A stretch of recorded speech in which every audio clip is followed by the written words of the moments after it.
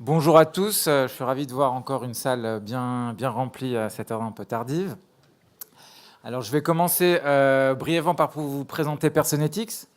Donc Personetics aujourd'hui c'est 160 personnes basées pour la majorité à Tel Aviv où nous avons notre centre de recherche et développement, mais également des bureaux à Londres, Singapour et New York, évidemment Paris avec une représentation.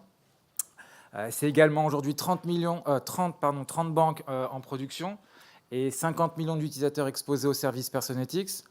On collabore aujourd'hui avec 4 des 5 plus grandes banques en Amérique du Nord et également 4 des 5 plus grandes banques en Europe, mais ça ne nous empêche pas également de travailler avec des acteurs de taille plus modeste. Donc la self, quand on parle en fait avec nos partenaires, donc des banquiers comme vous, on se rend compte que le client aujourd'hui souhaite un conseil encore plus personnalisé, mais n'est pas prêt à accepter une charge de travail supplémentaire. Les banques, de leur côté, avouent peiner quant à l'engagement client. Le trafic en agence continue de s'éroder avec la fermeture d'agence. La relation de confiance, et notamment avec les millennials, est un peu compliquée. Les millennials font plus confiance aux géants de la tech qu'à leur banque. Et finalement, un problème aussi de fidélisation avec des banques digitales et néobanques qui continuent de gagner des parts de marché, même si elles ne représentent pas une grosse partie des banques primaires, c'est-à-dire la première banque pour le client. Donc, je m'appelle Benjamin Malka, je suis en charge du développement commercial pour une partie de l'Europe chez Personetics. Et dans les quelques minutes qui me restent, je voudrais vous expliquer en fait comment, avec la Self-Driving Finance, les banques vont pouvoir en fait, simplifier la prise de décision de leurs clients bancaires, mais également les guider sans effort vers la réalisation de leurs objectifs financiers, et ce, à l'aide de conseils prédictifs personnalisés, mais aussi de fonctionnalités de gestion financière automatisée, c'est-à-dire sans attendre nécessairement que le client décide d'effectuer une action. Donc nous pensons chez Personetics que dans un à court ou moyen ou long terme, la majorité, si pas la totalité des décisions financières seront guidées par une forme d'intelligence artificielle. Pour autant, et pour la plupart des banques, et surtout pour leurs clients, il n'est pas encore réaliste d'arriver à cet état futur. Donc c'est la raison pour laquelle on a développé une feuille de route de la Self-Driving Finance qui va avoir pour but de faire évoluer la banque de la transaction vers la réalisation d'objectifs, toujours de manière la plus automatisée possible. Donc je vais vous prendre un exemple en quelques slides et vous expliquer en fait un parcours client. Donc là, on a un client qui a du mal à terminer son mois. Avec la Self-Driving Finance, on va l'aider à faire deux choses. La première, c'est d'identifier les occasions qu'il a de mettre de l'argent de côté et le faire pour lui de manière automatisée. Ça, c'est une première chose. Et deuxièmement, on va l'aider à réduire ou en tout cas mieux contrôler ses dépenses, donc de manière prédictive. D'accord ? Et donc, en combinant ces deux aspects-là, sur ce cas d'usage particulier, on va en fait l'aider globalement à mieux contrôler sa banque au quotidien. Il y a tout un aspect de coaching, d'accompagnement tout au long du parcours. Ça, c'est un parcours qui se déroule sur plusieurs jours. Évidemment, ce n'est pas un parcours sur plusieurs minutes, mais ça vous donne un peu une idée de ce qu'on arrive à faire avec la Self-Driving Finance. Alors, les grands moments de la Self-Driving Finance du côté du client et la valeur que ça lui apporte. Donc aujourd'hui, les banques sont probablement à l'étape de la collection et du traitement des données. Nous, ce qu'on veut faire en sorte, c'est aider le client à naviguer dans la masse d'informations et lui dire ce qui est important pour réduire la part de l'anxiogène. Dans un deuxième temps, il va s'agir de lui fournir des conseils, d'accord, et d'éviter les déconvenus, mais également de profiter de certaines et ne pas rater certaines opportunités. Dans le dernier temps, il va s'agir en fait de rétablir en fait la relation de confiance entre la banque et le client sur la base de connaissances que la banque aura acquises des intérêts du client et de l'aider encore une fois à automatiser le maximum de tâches de banque au quotidien pour l'aider à mieux épargner, mieux contrôler ses dépenses et pourquoi pas payer ses crédits ou ses créances plus rapidement. La valeur pour la banque, et là je vous donnerai un cas très concret d'un déploiement qu'on a mis en place à la Royal Bank of Canada depuis 18 mois. Et là, c'est en fait l'augmentation de l'engagement client, notamment par l'augmentation du temps d'écran. Les banques dépensent des budgets significatifs sur leur application mobile bancaire. Vous n'avez pas envie de voir votre client venir uniquement pour consulter son solde ou alors faire un transfert. Chez RBC, on a simplement doublé le temps d'écran.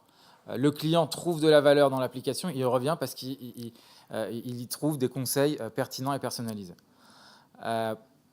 Et pour finir, la part de portefeuille également dans des programmes d'épargne automatisée qu'on a mis en place est significative. En moyenne, $180 épargnés par mois sur des campagnes d'épargne automatisée. Mais également, et c'est intéressant à voir, 20% des comptes liés à ces programmes d'épargne sont des nouveaux comptes. Donc il y a une vraie dynamique d'ouverture de comptes. Je ne parle pas du NPS, mais évidemment, il y a des retours très positifs sur ce genre de campagne. Donc voilà, en fait, pour conclure, avant que je passe la parole à Jocelyn qui nous expliquera un petit peu sa vue sur la collaboration avec Personetics, il s'agit bien, en fait, avec la Self-Driving Finance, de faire de cette expérience une partie intégrante du parcours de banque au quotidien pour aider à améliorer, comme on l'a dit, le bien-être financier du client, mais aussi vous permettre de cristalliser le ROI via une augmentation de votre collecte, une augmentation du portefeuille de prêt et plus généralement de l'adoption produit. Si vous avez quelques questions, que ce soit, vous pouvez nous voir après cette présentation et je passe la parole à Jocelyn. Bonjour à tous. Merci Benjamin. Donc, je me présente, je suis Jocelyn Hébert et je suis responsable de l'innovation chez BGL BNP Paribas, donc au Luxembourg. Et ce matin, Sébastien Marino vous a déjà très rapidement parlé de ce qu'on fait avec Personetics. Donc effectivement, là, l'idée, c'est de vous donner un exemple très concret de ce qu'on fait et des résultats qu'on atteint. D'abord, pour vous expliquer comment fonctionne, qu'est-ce que l'innovation chez BGL BNP Paribas. Je pense que c'est important dans le cadre de ce projet-là de le comprendre. D'abord, c'est de l'innovation qui est focalisée sur le business. Donc ça, c'est très important. Le but, c'est et Sébastien l'a bien martelé, et c'est vrai pour l'ensemble du groupe BNP Paribas, le but est d'améliorer l'expérience de nos clients et de leur apporter les meilleurs services possibles, la meilleure expérience possible. On est positionné comme un accélérateur au Luxembourg, c'est-à-dire que étant une entité plus petite que relativement que nos amis en France, en Italie, en Belgique ou ailleurs, on se positionne comme un accélérateur et comme un pilote pour eux, c'est-à-dire qu'on fait des tests qui, derrière, vont leur servir. On industrialise, bien évidemment. Et le but de l'innovation, c'est bien d'accélérer cette transformation de la banque et d'accélérer cette adoption et cette création de nouveaux parcours clients. On est dans l'anticipation des besoins de nos clients, et là, c'est particulièrement vrai ici. Et bien évidemment, mais ça, je ne vous l'apprendrai pas, on est sur une approche test and learn. Donc concrètement, pourquoi on a décidé de travailler avec Personetics? Parce qu'on avait un besoin qui était très précis, qui était d'abord de créer de la valeur d'usage pour nos clients. Voilà, au-delà de la simple utilisation très classique de la banque, tu le disais, je vais voir mon solde, je vais faire un virement, voilà, et ça s'arrête assez rapidement. On voulait créer de la valeur d'usage, une meilleure compréhension de nos clients, de leurs finances. On voulait améliorer l'engagement de la part de nos clients et également la recommandation. Donc là, on parle bien évidemment de NPS. Et derrière, aussi améliorer le cross-sell. Donc ça, c'était nos besoins. Et en face, on a trouvé que Personetics était une solution qui répondait bien à ces besoins pour personnaliser la relation bancaire par ce que je vais vous montrer, par le push d'insight, c'est-à-dire le push d'informations personnalisées au bon moment, basées sur l'analyse des transactions bancaires de nos clients. Et ça s'intègre dans un objectif global que s'est fixé la banque, qui est de se positionner sur ce qu'on appelle le financial well-being, donc le bien-être financier de nos clients. Donc concrètement, qu'est-ce que ça donne? On a d'abord travaillé sur la validation de la faisabilité en avance de phase, c'est-à-dire on a fait, et on fait ça sur toutes les innovations, la partie la plus difficile au début, c'est-à-dire voir si, d'un point de vue compliance, IT, sécurité, legal, on peut faire ce qu'on a envie de faire et on peut le faire avec le partenaire qu'on a identifié. Donc ça, ce n'est pas la partie la plus simple, mais au moins, le fait de le faire tout de suite, ça permet de dérouler derrière plus facilement. Donc ça, une fois cette étape-là passée, De manière assez classique, on est parti sur un POC qu'on a réalisé avec 300 collaborateurs clients de la banque. Donc ça nous a pris 4 mois de préparer, de trouver les données, de les mettre en forme, de préparer tout ça, choisir les insights sur lesquels on allait travailler. Et on a eu ce test live pendant 3 mois. Et à la fin, en fait, on a posé la question tout simplement aux utilisateurs, aux clients qui avaient testé, est-ce que vous nous recommandez ou pas de déployer ça pour l'ensemble de nos clients ? On s'est dit que c'était la meilleure manière de valider le test, au-delà des métriques qu'on avait vues et de l'utilisation, et j'y reviendrai. C'est très simple, on a 75% qui nous ont dit oui, allez-y, déployez, c'est avec un retour vraiment très très positif. Donc on a pris la décision, bien évidemment, d'y aller.